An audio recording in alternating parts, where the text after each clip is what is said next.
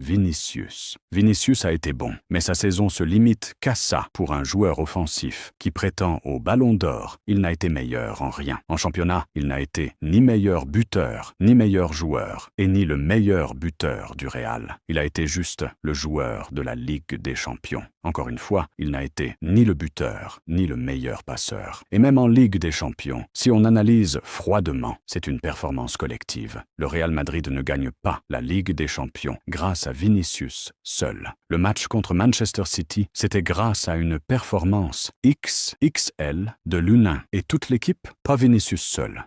La demi-finale contre le Bayern, il a marqué, oui, mais autour de lui, il y avait Joselu, Valverde, toute une équipe qui s'est battue. Alors quand on crie au vol pour Vinicius, je comprends l'émotion. Mais si on respecte vraiment les critères du Ballon d'Or, Vinicius n'a pas fait une saison individuelle assez dominante pour gagner. Il a fait une saison collective dans une grande équipe. Ce n'est pas pareil.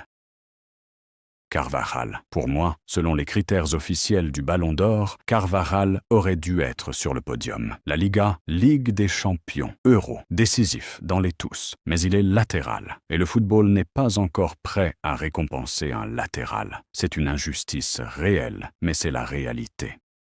Mon choix, Bellingham. Et voilà pourquoi je le dis avec conviction. Bellingham a été meilleur joueur de la Liga, meilleur buteur du Real Madrid en Liga. En Ligue des Champions, il a marqué 4 buts, 6 décisifs, depuis le milieu de terrain. Il était à 2 unités de Vinicius au classement des buteurs du Real en Ligue des Champions. Et lui, il joue milieu de terrain. Un joueur offensif qui veut prétendre au Ballon d'Or doit dominer toute une saison. Or, en dehors de la Ligue des Champions, Vinicius n'a pas dominé. Bellingham, lui, a dominé Liga, Ligue des Champions. Et il a 20 ans. C'est ça le vrai critère. Pas les dribbles, pas les émotions. La domination sur toute une saison.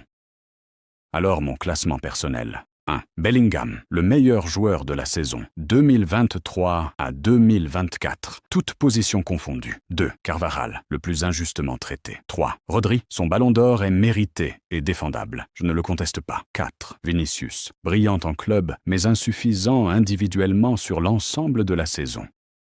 Peut-être qu'un jour, on créera des ballons d'or par poste. Comme ça, ce serait plus juste. Parce qu'aujourd'hui, des joueurs comme Carvajal, comme Ramos, des milieux sont condamnés à rester dans l'ombre des attaquants. Pas parce qu'ils sont moins bons, mais parce que leur poste ne leur permet pas de produire les mêmes statistiques visibles. Le football, c'est 11 joueurs, pas un attaquant, entouré de 10 figurants. Et si tu comprends vraiment ce sport, tu le sais.